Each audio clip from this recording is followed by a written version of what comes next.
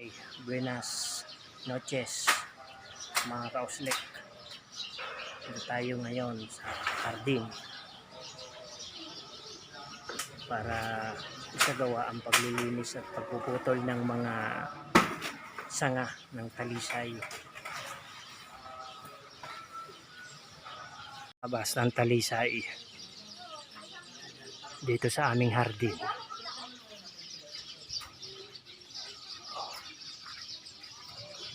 With John Ray Borhain ang kaato.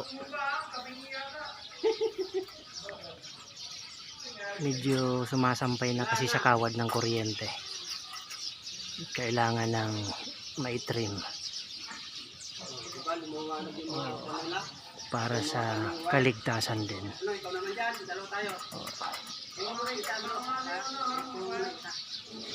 Ingat lang sa wire, John Ray Borha.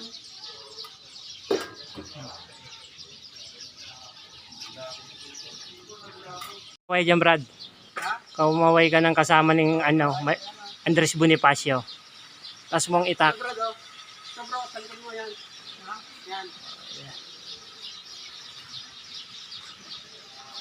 Ito, marami pa to. Talisay, matamis.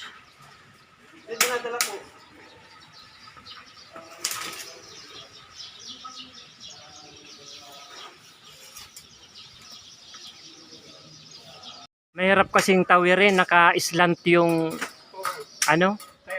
Kaya mahirapan silang umakyat dyan. Oo. Pangontra na rin sa Magdanakaw siguro yung bakod na yan eh. Yung mga design na yan. Hindi naman kasi pwedeng lagyan ng barbed wire. O electrical fence na lang kaya kaato. Mas magastos na.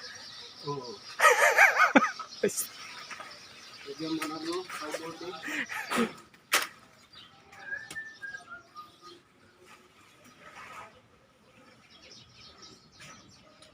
Buti na nga lang may dump site kami dito.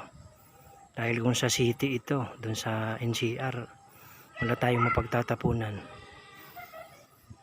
Thanks nga pala dito sa lupa ng kapatid.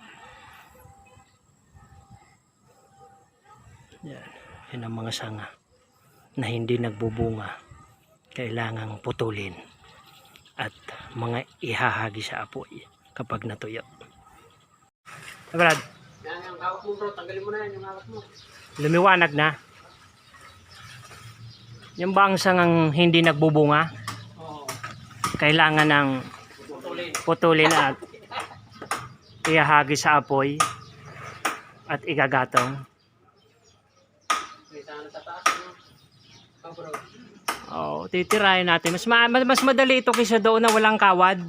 Oo. Kaya lang ay dapat yung pangkawit natin. Kay ang tawag nito, pataas na yan eh. Yung ano niya, pagtubo niya.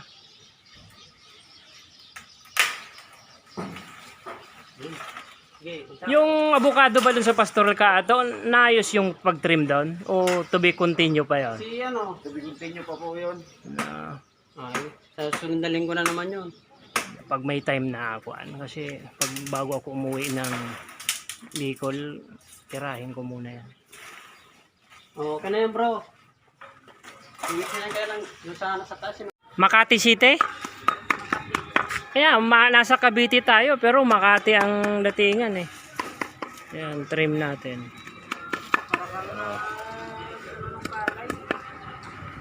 Medyo lumago na kasi ng lumagot. Kailangan ng kalusin. Pero mga ng anak. Saan na yan? Alin ba yun? Doon oh.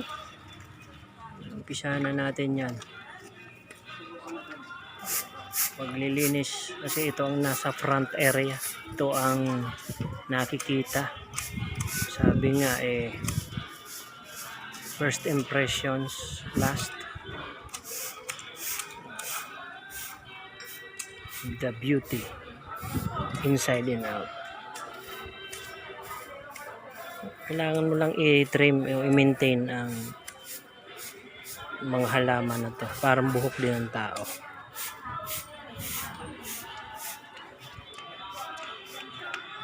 Yan, ito lang muna natapos namin. Yung area nito sa bungad. Nag brown out lang kasi kanina eh.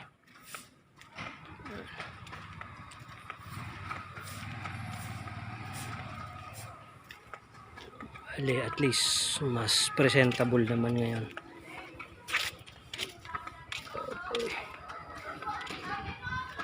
Doon sila ulit sa kabilang gate.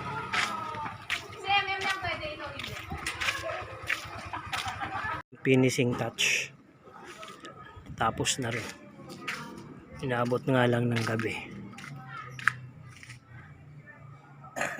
No, mga kauslek, tapos na. Hanggang sa mga susunod na ulit na pagtitrim natin. Okay. Kasama ka pa. Bye Kap. Okay. Hanggang sa muli. Buenas noches.